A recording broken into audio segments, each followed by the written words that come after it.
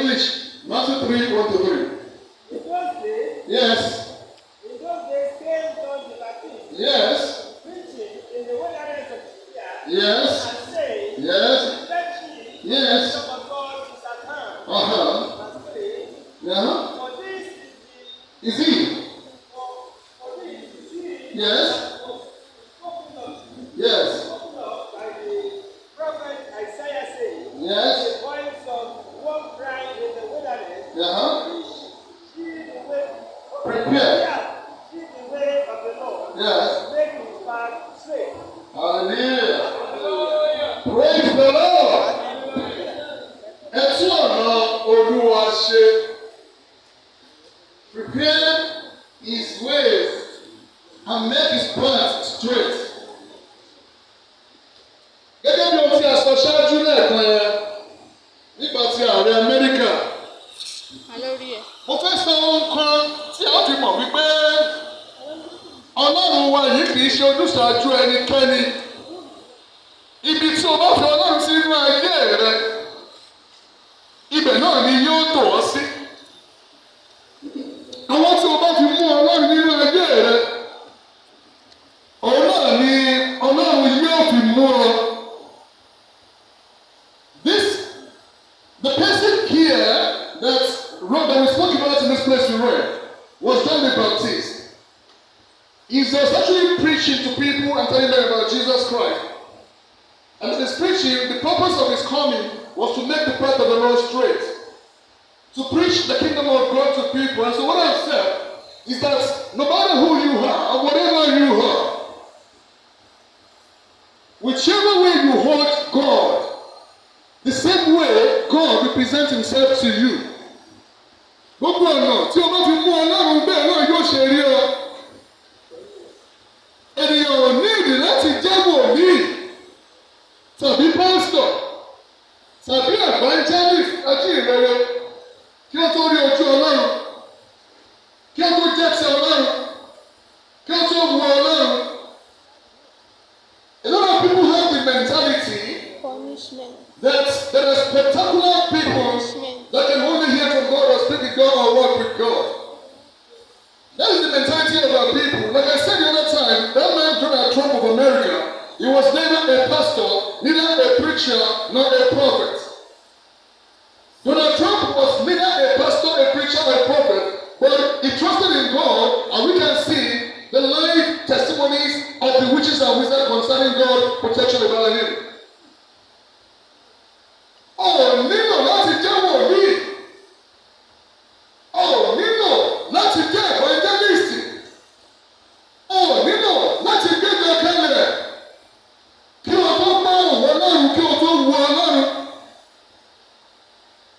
There is an example in the Bible as well for a man who walked with the Lord solely. Ọba Ọlọ́run rìn fúnra rẹ̀. Ọba Ọlọ́run rìn fúnra rẹ̀. A ò ní àkọsílẹ̀ wípé ó jẹ́ wòlíì. Òun náà ni Énókù. Báwo ní àkọsílẹ̀ rẹ̀ wípé Énókù sì bá Ọlọ́run rìn. Kò sì sí. Praise the Lord. Enoch walked with the Lord and he was not, for he was taken alive. Enoch yìí ni ẹni ọba Ọlọ́run rìn tí Ọlọ́run sì mú lọ láàyè pẹ̀lú àgọ́ ara yìí tí a pè ní àgọ́ ara ìdíbàjẹ́ yìí nítorí ọba Ọlọ́run ó sì wú Ọlọ́run nínú ìwà àti ìṣe rẹ̀. Bíbélì ò sọ fún ẹgbẹ́ Enoch yìí jẹ́ wòlíì tàbí alàgbà tàbí pásítọ̀ tàbí ìránṣẹ́. Ṣùgbọ́n ní ìwà rẹ̀ nínú ṣíṣe ìfẹ́ Ọlọ́run, Ọlọ́run mú un lọ ní ààyè kò rí ikú. Kì í ṣe prophet ni. A ò tilẹ̀ ní àkọsílẹ̀ bóyá ó wàásù fún ẹnikẹ́ni ní Bíbélì. Ó jẹ́ ọmọ ní ìran Nóà ní òun ti ti wá. Bàbá Nóà ní òun jẹ́ àwọn ọmọ Mẹtúsẹ́là. Fúnra rẹ̀ ó bá Ọlọ́run nínú ilé rẹ̀, nínú ìwà rẹ̀, nínú títú ojú ọ̀nà Ọlọ́run ṣe, nínú ìwà rẹ̀ kò bà Ọlọ́run jẹ́, kò bà ara rẹ̀ jẹ́.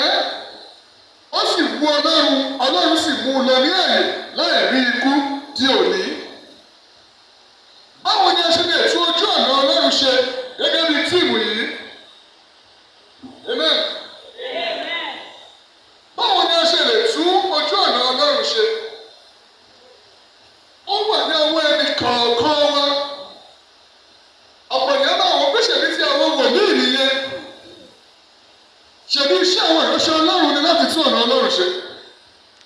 Wọ́n ní mo ṣe sọ fún yín wípé kò dín dandan kí o jẹ́ ìránṣẹ́ Ọlọ́run kí o tún lè tún ọ̀nà Ọlọ́run ṣe.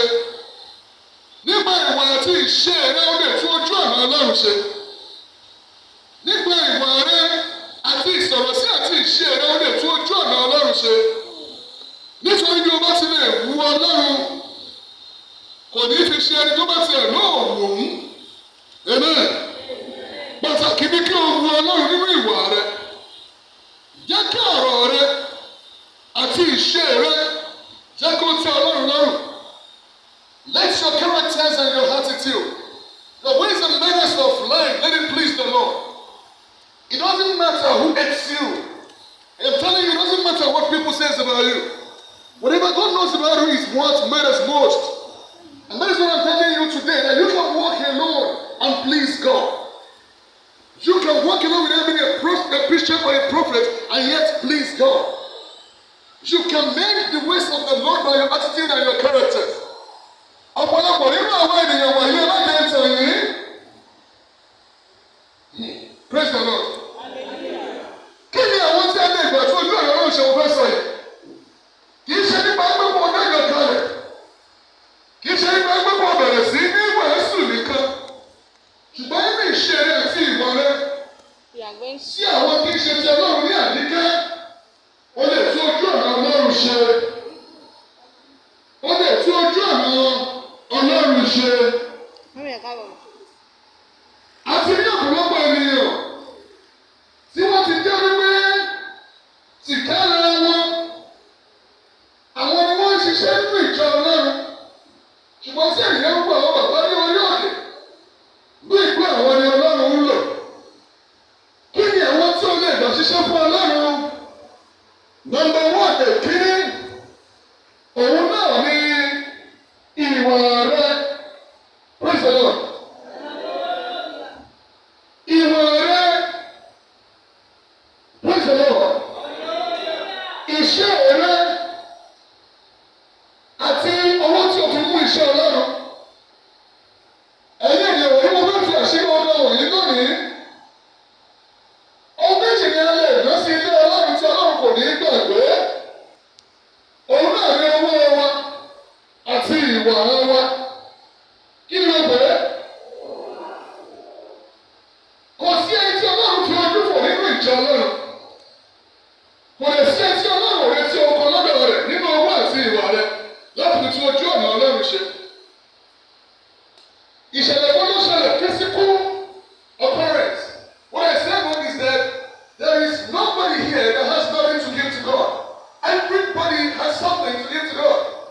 If you don't have the money, you have your characters and your attitudes and your deeds to the God. If you think you don't have money, you have the attitudes and your deeds to the house of God. And that is the reason why there wouldn't be any excuse for anybody on that day of judgment. That God, I don't have the money. God will tell you, have the time and your attitude to please me. Ìwà rẹ̀ tàbí owó rẹ̀ ó lè fi náà hàn fún Ọlọ́run. Ẹ̀jọ̀ kí ló ṣẹlẹ̀ ó ṣe ìròyìn wọ́n níbi ìkànnì dárúkọ ọjọ́ ni. Káàbọ̀ ìwọ sọ pé bàbá yẹn ní ìgbàlè ló gbọ́ wà tún ìjọ ṣọ́ọ̀ṣì bàbá báyìí. Bàbá tí a sọ yìí, ṣọ́ọ̀ṣì ẹ̀ tóbi gidigidi. Ó lè ní àwọn ọmọ ìjọ. Ó ṣe pé ìjọ àwọn ọmọdé ẹ̀ nìkan. Congregation was about 9,000. Ní ṣọ́ọ̀ṣì ọmọdé. Kí ló ṣẹlẹ̀ ní àwọn èèyàn ní ọdún mélòó kan sẹ́yìn? Bàbá yìí, ó mọ̀ sẹ́yà síìkì díẹ̀ náà ni. Ó lè pẹ́ ní bàbá bá ṣe aláìsí. Àwọn èèyàn wá ń pariwo.